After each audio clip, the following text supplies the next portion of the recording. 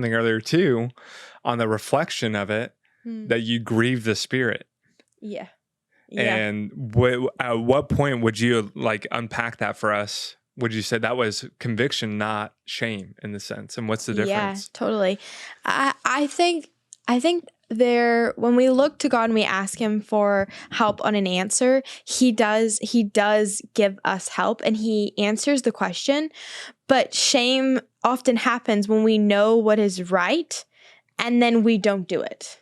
And so it's like on our own, when we keep doing the thing that God spoke, but then we disobey. And he's like, and when we're disobeying, that's when we put the shame on ourselves. But there was this moment of conviction followed by moments of shame. The conviction came from God. The shame comes from us. And I remember somebody saying to me, like, Riley, you, don't think of a pink elephant. And I was like, well, now I'm thinking of a pink elephant.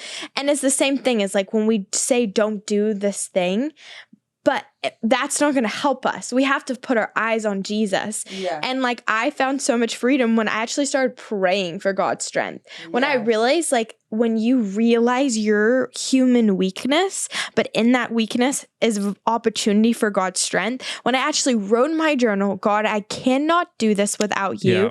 I need your strength. And then his strength flooded. But when I'm trying to do it on my own, shame, shame, shame.